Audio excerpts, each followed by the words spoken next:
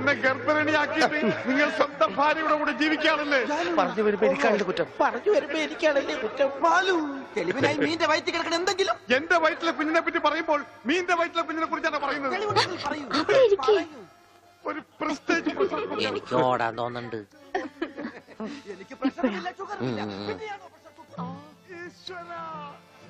ഞാൻ ഓടാൻ പോവാ. അതെല്ലാം പോട്ടെ, 45 രൂപ 50 പൈസക്ക് ബോംബെ ഡൈങ്ങിന് ഒരു ബെഡ്ഷീറ്റ് വാങ്ങിച്ചെന്ന് ഓർമ്മയുണ്ടോ? എല്ലാം പച്ചക്കള്ളം. ഞാൻ ബോംബെ കണ്ടിട്ട് പോലുമില്ല. നീ ബോംബെ കണ്ടിട്ടില്ല? എനിക്ക് പോയി കണ്ടിട്ട് വേണം. തെണ്ടി തയ്യക്കാരാ. എന്താണ് വെളിച്ചപ്പെടാൻ ചവിട്ട് വെച്ചെന്നാണല്ലോ. അവൻ ഡയലോഗ് തെറ്റിച്ചിട്ടില്ല. ഈശോയെ ബോധം പോയാ? അവന് ബോധം പണ്ടേ ഇല്ല. അത് കാര്യം വെക്കണ്ട, വിട്ടേക്ക്. ആരും പോകരുത്, നാടകം ഇപ്പൊ പുനരാരംഭിക്കും.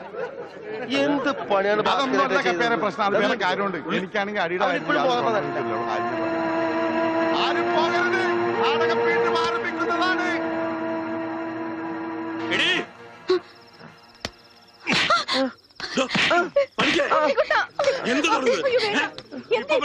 ഇവന്റെ അസുഖം എന്താണെന്ന് എനിക്ക് മനസ്സിലായില്ലേ? പണിക്കരെ നിങ്ങൾ കാണിച്ചൊട്ട് ശരിയായില്ല. അത് പറയാൻ നീയാരടി അസത്തെ? ഇങ്ങോട്ട് വാടി. നീ അങ്ങനെ തല്ലി. അച്ഛന് വേനെടുത്താ കരയണ്ടാട്ടാ.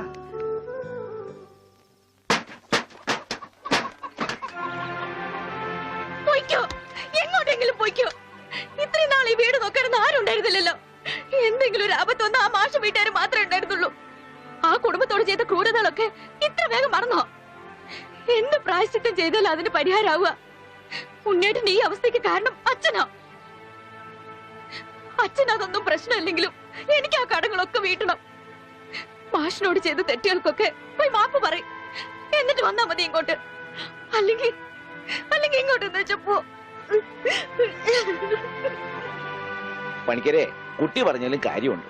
താൻ ചെയ്തത് പൊറുക്കാനാവാത്ത തെറ്റ് തന്നെയാ.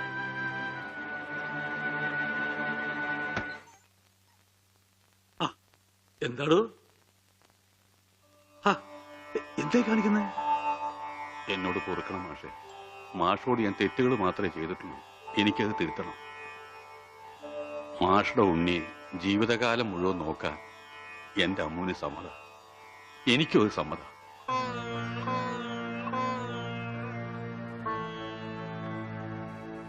ഒരു കടപ്പാടിന്റെ പേരിൽ സുഖമില്ലാത്ത എന്റെ മോനെ തന്റെ മോളുടെ തലയെ കെട്ടിവെക്കണ്ട. അതൊന്നും വേണ്ട, മറന്നേക്ക്.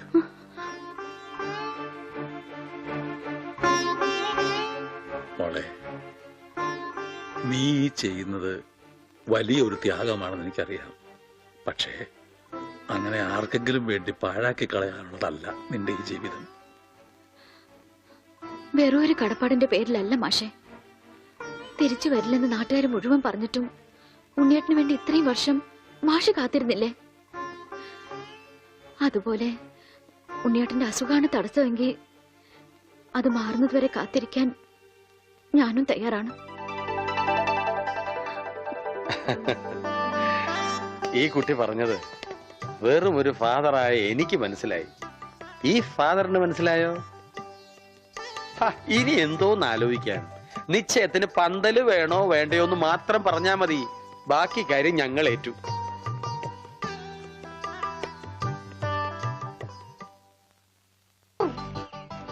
കല്യാണം കഴിഞ്ഞ എന്ത് ചെയ്യണം? സദ്യ ഉണ്ണും. അത് കഴിഞ്ഞിട്ട് പായസം കുടിക്കും. അത് കഴിഞ്ഞിട്ട് ഇല എടുത്ത് കളയും. അത് കഴിഞ്ഞ് രാത്രിയില്ലേ? രാത്രിയില്ല. വാതിലൊക്കെ കുറ്റിയിട്ടിട്ട് കിടന്നുറങ്ങും. കളഞ്ഞ് കിഷകുട്ടി വെച്ചത് പറ്റതല്ലേ? വാലക്കടച്ച് കുറ്റിയിട്ടിട്ട് പാന്റ് കഴിച്ചിട്ട് മുഴുവൻ കഴിക്കണ്ട. പാന്റ് മുഴുവൻ അഴിച്ചോ, മുഴുവൻ അഴിച്ചോ. പാന്റ് കഴിച്ചിട്ട് നേരെ പോയി മൂത്രം വെച്ചിട്ട് കിടന്നുറങ്ങും.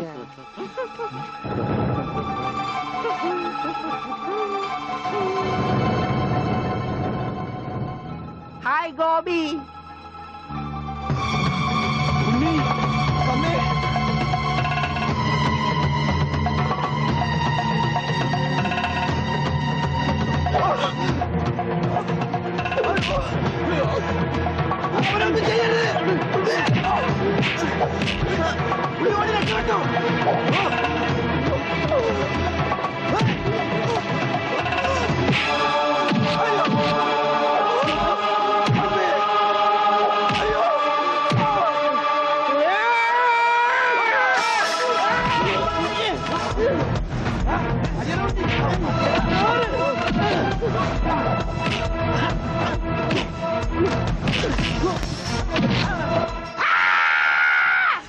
അത് കൊള്ളാം. നിർത്തിയിരിക്കണം, എന്നാലല്ലേ ശ്വാസം വിടാൻ പറ്റുള്ളൂ. ഈ സ്പൈഡർമാനൊക്കെ സമ്മതിക്കണം.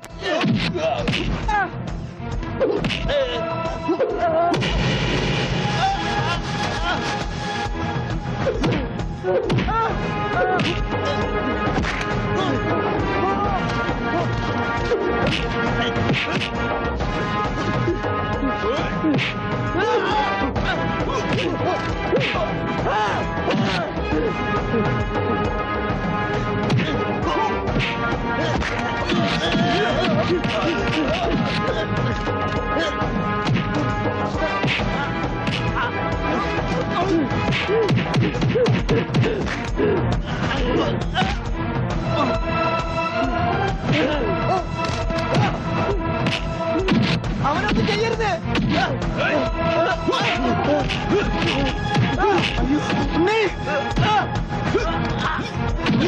അവനെ തല്ലരുത്, അവനെ തല്ലരുത്, എന്നെ തല്ലരുത്.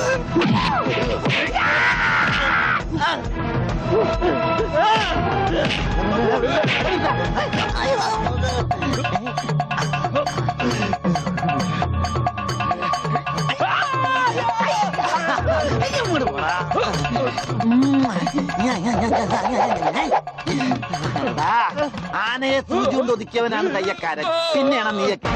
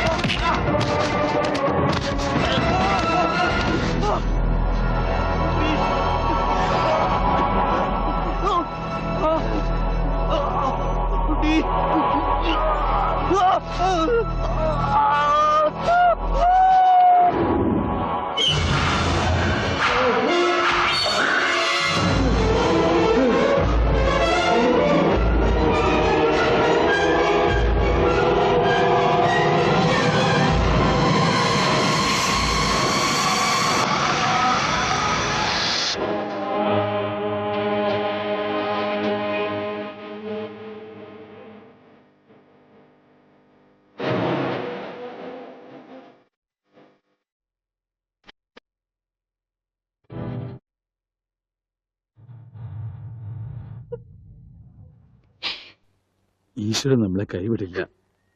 നീ സമാധാനായിട്ടിരിക്കുക, അവനൊന്നും സംഭവിക്കില്ല, എനിക്ക് ഉറപ്പാ.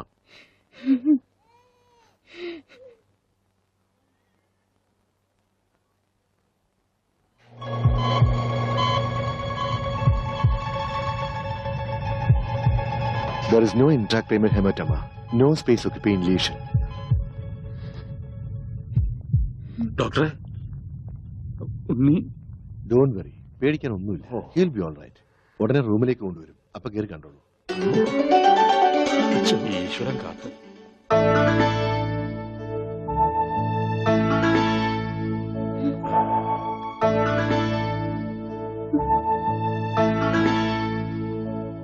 ഉണ്ണി,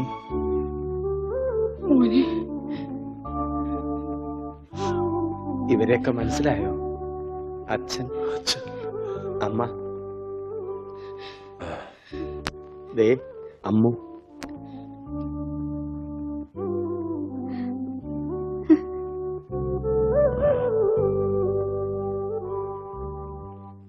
എന്താ എന്റെ മോനെ പറ്റിയത്? എല്ലാവരും ഒന്ന് കുറച്ചു നേരം പുറത്തേക്ക് ഇറങ്ങി നിൽക്കുക. ഒന്നിറങ്ങിയത്.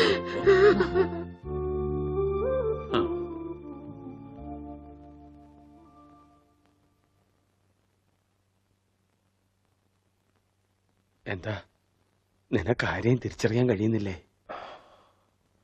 അവര് എവിടെയോ ഒരു ഓർമ്മ പോലെ. പക്ഷേ അവരൊന്നും എന്റെ ആരുമല്ല. ഉണ്ണി, നീ എന്തായി പറയുന്നത്? ഉണ്ണിയോ? എന്റെ പേര് ഉണ്ണി എന്നല്ല, വിഷ്ണു. എന്റെ വീട് ബാംഗ്ലൂരാ.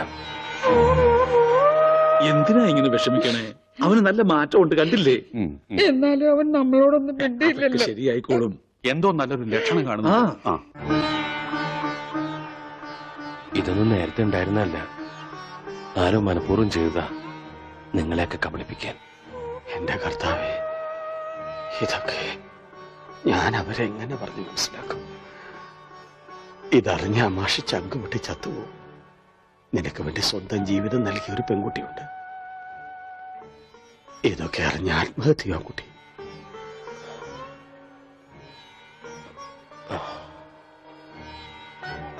വിഷ്ണു, ഒരു ഗ്രാമം മുഴുവൻ നിന്നെ സ്നേഹിച്ച കഥ നീ അറിയണം. എല്ലാവരുടെ വലിപ്പം ഒരല്പം കുറഞ്ഞോ കുഞ്ഞുരച്ചേട്ടാ? 4 കൂടെ വലിച്ചു കയറ്റ്. അപ്പൊ ഇലയുടെ നീളെ കൂടുവന്റെ പാപ്പാനെ. സത്യം. അല്ല, ഞാനൊന്ന് ചോദിക്കട്ടെ, എന്താണ് ഈ സദ്യയുടെ ആവശ്യകത? ഇതൊരു പാഴ്സലമല്ലേ? എടാ ഓമനക്കുട്ട, നീ സാമ്പിൾ പഠിക്കുന്നത് കേട്ടിട്ടുണ്ടോ? ആ. അതുപോലെ വരാനിരിക്കുന്ന കല്യാണത്തിന്റെ സാമ്പിൾ സദ്യയാണിത്. ആ, എന്നാ കല്യാണത്തിന് സാമ്പിൾ അങ്ങനെ നടത്തിക്കോ. ഒരു നല്ല ദിവസമായിട്ട് ഇങ്ങനെ ഇടം തിരിഞ്ഞു നിൽക്കാതെ വന്നിരുന്നു ആ, എനിക്ക് വേണ്ട. വേണ്ട, അതൊക്കെ ആദ്യം അടുക്കളന്ന് വിഴുങ്ങി കഴിഞ്ഞു. സദ്യ ഇത് മേടിച്ചു വിളമ്പടാ. ആ, മറ്റേ ഭാസ്കരന് കുറച്ച് നാരങ്ങച്ചാർ കൊടുക്കൂ. പേ പിടിച്ചിട്ട് അവിടെ ദുഷ്ടൻ. ലക്ഷ്യം പുളിശ്ശേരി ആയാലോ?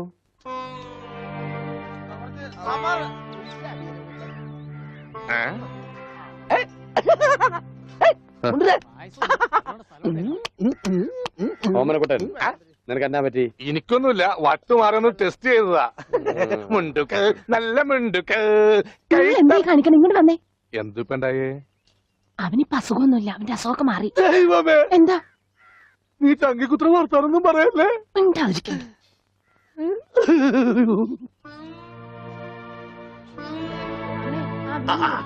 ഇവിടെ ഇരിക്കുകയാണോ?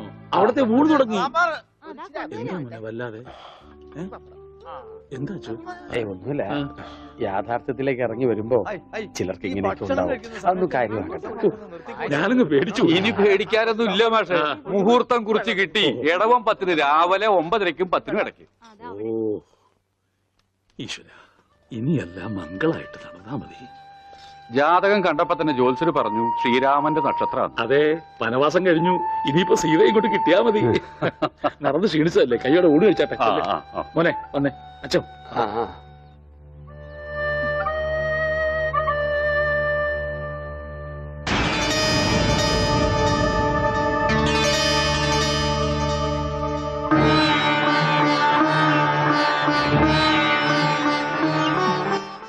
അച്ഛോ, വരും ഊണ് കഴിക്കാം. വേണ്ട, എനിക്കൊരു ഗ്ലാസ് വെള്ളം തന്നാ മതി. ഉണ്ണിയോ? ഓ, ഇനി അമ്മിക്കുട്ടി വാരി തന്നാലേ ഉണ്ണിക്കുട്ടിന് ഉണ്ണുള്ളോ? ചേച്ചി, എനിക്ക് അമ്മോനോടൊന്ന് സംസാരിക്കണം. ദേ, ആ മുറിയിലുണ്ട്, പോയിക്കോളൂ. അല്ല, ഞങ്ങളൊന്ന് പുറത്തേക്ക് വെക്കോട്ടെ?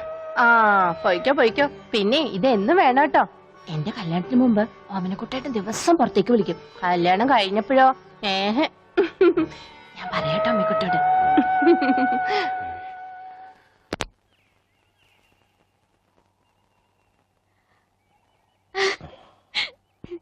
ഇപ്പൊ ഓടാൻ തോന്നുന്നുണ്ടോ?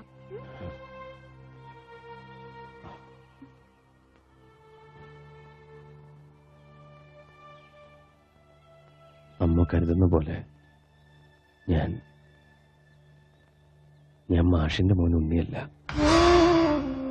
ബാംഗ്ലൂരിലെ മഹേശ്വരൻ തമ്മി എന്ന ക്രിമിനലിന്റെ മകനാണ് ഞാൻ.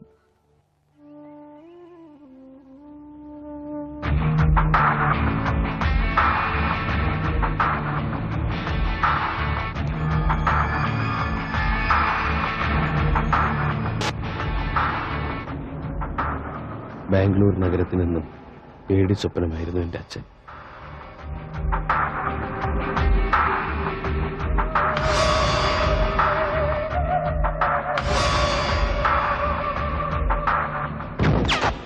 മഹേശ്വരൻ തമ്പി അറിയാതെ ഒരു കരിയില പോലും അനങ്ങില്ല. രക്തം പുരണ്ട അച്ഛൻ്റെ പണത്തിനോടും ബിസിനസ്സിനോടും എനിക്കെന്നും വെറുപ്പായിരുന്നു. അതുകൊണ്ട് തന്നെ ഞാൻ അച്ഛനിൽ നിന്ന് ഓടി അകലാൻ ആഗ്രഹിച്ചു. എനിക്ക് ലഭിക്കാതെ പോയ സ്നേഹവും പരിഗണനയും ഒക്കെ കിട്ടിയത് അനാഥാലയത്തിൽ വളർന്ന ഒരു പെൺകുട്ടിയിൽ നിന്നാണ്. ഗൗരി.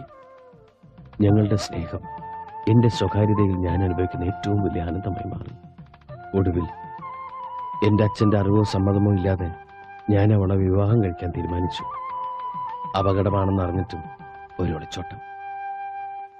വിവാഹത്തിന്റെ തലേന്ന് സുഹൃത്തുക്കൾ ഞങ്ങൾക്ക് വേണ്ടി ഒരു കൊച്ചു പാർട്ടി ഒരുക്കി, രഹസ്യമായി. പക്ഷെ ഒന്നും ക്ഷമിച്ചു തരാൻ അച്ഛൻ ഒരുക്കമായിരുന്നില്ല. പിന്തുടരുന്ന അപകടം മനസ്സിലാക്കാതെ ഞങ്ങൾ ആഘോഷിക്കുകയായിരുന്നു.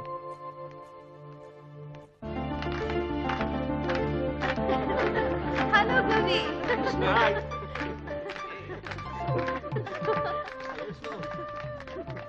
നാളെ നിങ്ങളുടെ വിവാഹം കഴിഞ്ഞാൽ പിന്നെ നിന്റെ അച്ഛന്റെ കണ്ണത്താ ദൂരത്തേക്ക് നിങ്ങൾ രണ്ടാളും കൂടി പറക്കും. അതുകൊണ്ടാ ഇങ്ങനൊരു പാർട്ടി. താങ്ക്സ്. അടുത്തായിട്ട് നിങ്ങൾ എനിക്ക് ചെയ്യേണ്ട ഒരു ഉപകാരം എന്റെ പേടിയൊന്ന് മാറ്റാന്നുള്ളതാ. ചുമ്മാ നിന്ന് വിറക്കുക. ശരിയാ, എനിക്കിങ്ങനെ വിഷ്ണുവിനെ പോലെ കരിങ്കല് പോലെ നിൽക്കാൻ പറ്റുന്നില്ല. ഇതൊക്കെ വിഷ്ണുവിന്റെ അച്ഛൻ അറിയുമ്പോ എന്താ ഉണ്ടാവാൻ നിങ്ങൾക്കൊക്കെ അറിയാലോ. ഏയ് അതോർത്ത് പേടിക്കണ്ട. വളരെ രഹസ്യമായിട്ടാ കാര്യങ്ങളൊക്കെ ചെയ്തിരിക്കുന്നത്. വിഷ്ണുവിന്റെ അച്ഛൻ ഇതൊന്നും അറിയാൻ പോകുന്നില്ല. ഗൗരി ധൈര്യമായിട്ടിരിക്കേ.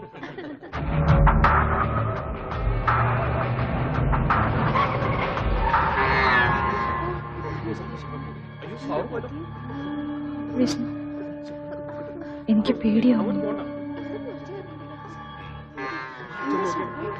ആരും പുറത്തേക്ക് ഇറങ്ങരുത്. ഞാൻ പോയി നോക്കിട്ട് വരാം.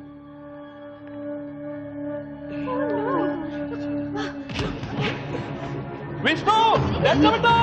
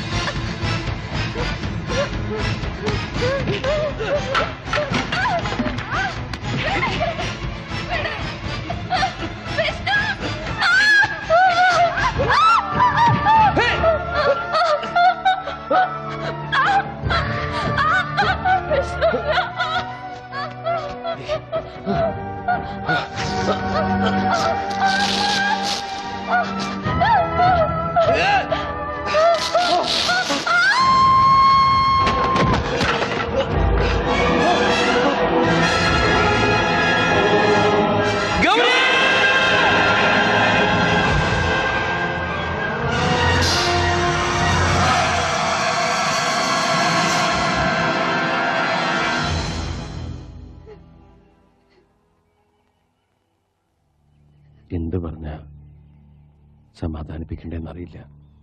മനഃപൂർവ്വം അല്ലെങ്കിലും മാപ്പ് പറയാൻ ഞാൻ.